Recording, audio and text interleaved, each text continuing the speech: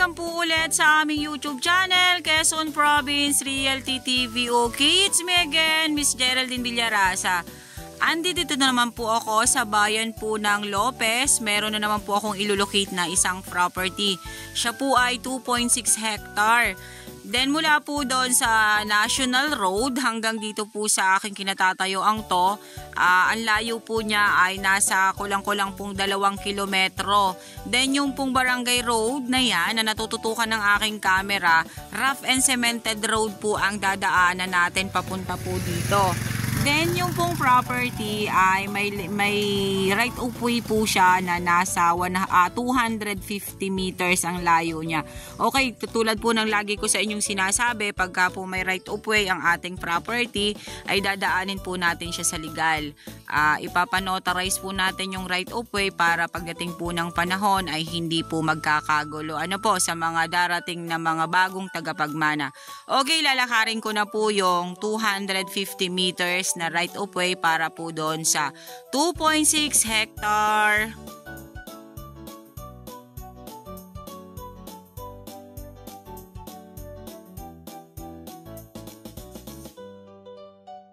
Okay guys, nandito na po ako sa area. Okay po, nilakad ko po yung right of way na sinasabi ko sa inyo kanina.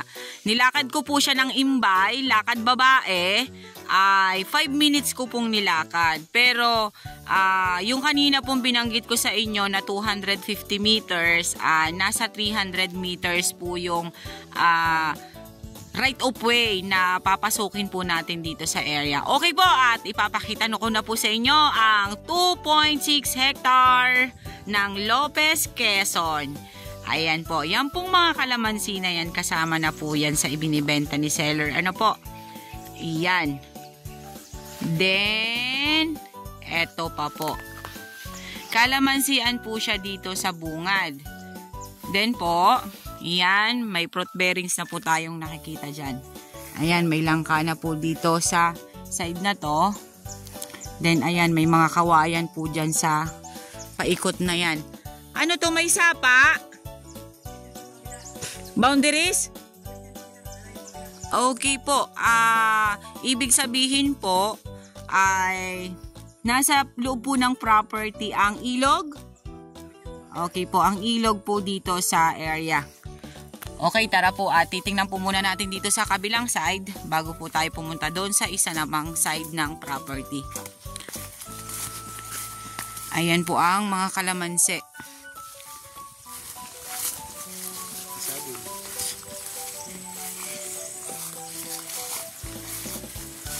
Pangilan-ngilan ang nyug dito, kuya, sa kabilang. Ayan, may mga saging po siya sa side na yan. Ano po?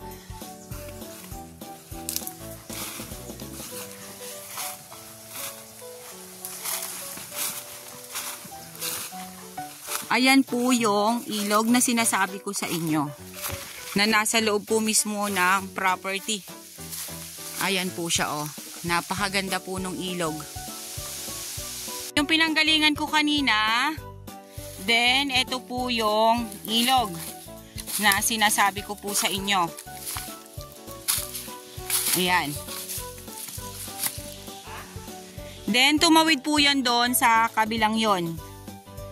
Kaya ang property po ay nasa gitna po niya ang ilog. Galog! Hanggang saan pa doon? Okay. Itong mga side, itong side na to, kasama to? Okay, tara dyan. Pinakita ko lang yung ilog.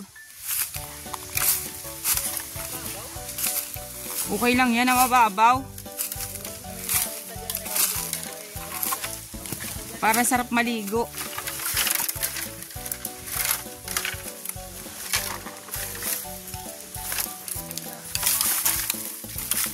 Okay, nangakyat na po ang inyong lingkod.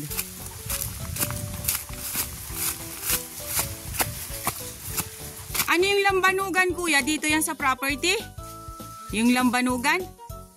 Oh. Oh. Dala po ito. Okay, ito po ay lutuan ng lambanog dito sa amin sa Quezon. Ayan po siya.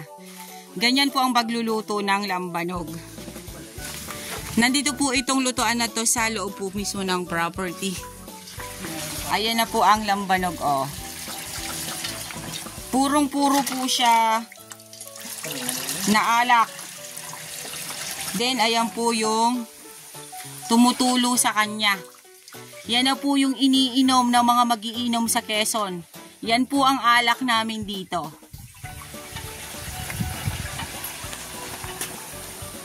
Yan. Yan po, nagluluto sila. Ganyan po ang pagluluto niyan. Tutoy, ito kasama pa ba to? Okay. Yan po ay kasama pa rin po sa property. Ano po? Ito pong tubaan na to ay pasok po doon sa 2.6 hectare. Kuya! May mga tuba oh! Ayun oh! Ayan po siya. Ayan po ang area. Almost dito po sa kabilang side na to ay flat. Opo. Nakalinyada po talaga ang nyug dito oh. Tapos yung bahay na nasunog na yung kasama yan. Yan. Nasunog yung bahay yan. Tapos kasama sa property ang tubigan na isang yan. Okay po. Tapos yung pispa na yon na pwedeng i-develop kasama rin dito yung yun. pong palayan na yon, may ilang pitak na palayan yan? Lang yan. Okay, may kasama po siyang isang pitak na palayan dito. Then yan pong tubaan na yan ay kasama yan. So, tapos yung pwedeng i-develop na makikita naman po yan sa mapa pagka po tayo ay nag-relocate po dito sa area. Ano po? Kung hanggang saan po ang hagip ng 2.6 hectare. Pero halos po lahat dito ay flat land. Wala na rin po tayong problema about sa electricity kasi ayan po meron po ng kable po ng kuryente doon sa side na yon. Ito po pala ay meron pong tangke ng tubig. Ayan, yan yung natututukan na yan ng aking camera. Flat na flat po yung area oh. Ang ganda po niya. Hay nako po. Mga viewers, ang pinag-uusapan po dito ay alak. Pinag-usapan po yung tuba. Lalayo na po ako at baka po ako'y mapagkamalang magiinom. Ayan, kasama pa rin po yan sa property. Flat na flat po talaga yung area, ma'am, sir. Then, Galog! Doon sa kabilang side, sa kabila, pantay din doon. Okay po, hindi ko na po matatawid yung kabilang ilog kasi medyo po yung pagdating po sa ilog pong tawirin. Sabi po nung agent dito ay flat din po yung kabilang yon. Kita naman po ninyo na flat po itong area na to. Ayan, ang mga nyug po napakabababa pa. Mapapakinabangan pa po ninyo ng husto yan. Yun nga lang po, ang pinakang hassle po dito, ang ganda po ng property. Masasabi ko po napakaganda po ng property. Ang medyo hassle lang po dito ay yung right of way nga na nasa 300 meters. Yun po yung sinasabi ko sa inyo na hindi po perfect ang isang area. Minsan po maganda po yung area, wala ka pong masabi.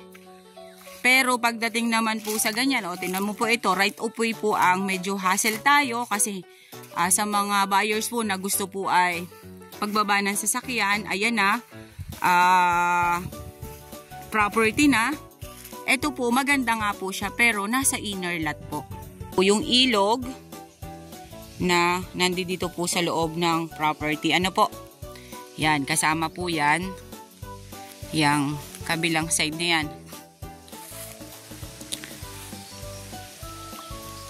Then, ang title po pala nito is American title. Yun po, isa pa rin po yun sa medyo hassle, medyo po talagang kailangan pong mabusisi. Ang ganda po ng property. Pero, right of way, ay medyo po siya hassle nga. Then, yung pong title is American title. Kumbaga po, ang nagbebenta po ngayon is yung mga tagapagmana na. Napabayaan po nila, hindi po nila na-transfer sa mga pangalan nila. Kaya yung pong kanununuan pa po nilang title ang hawak. Ano po, sa mga gusto po ng ganitong farm, kahit po medyo hassle, ay avail nyo na po ito. Napakaganda naman po talaga. Napaka-productive po ng property.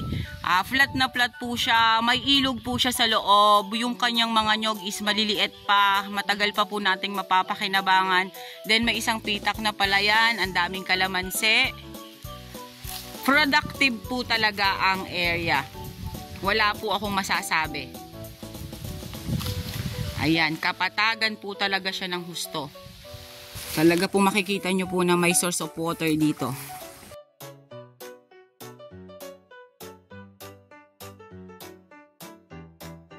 Okay guys, avail nyo na po ang property namin. Dito po ito sa Lopez, Quezon. 2.6 hectare with right of way na nasa 300 meters. Then, almost flat po ang property. May ilog po siya mismo sa loob ng area. Then, ang title po niya is American title. Ano po? Mamaya ko na po babanggitin sa details ko ang price. Kakausapin ko po muna ang seller about po sa presyo nila dito sa area. Then, napakaganda po ng property. Almost flat po siya. Napakarami po niyang nyog. Napakarami po niyang kalamansi. Okay po, once again po ako po ulit ang inyong site locator, si Miss Geraldine Villarasa. Muli po ako maglalambing. Paki-like and share po ng aking mga vlog and pasubscribe na rin po ng aking YouTube channel, Quezon Province Realty TV. Okay po, thank you for watching!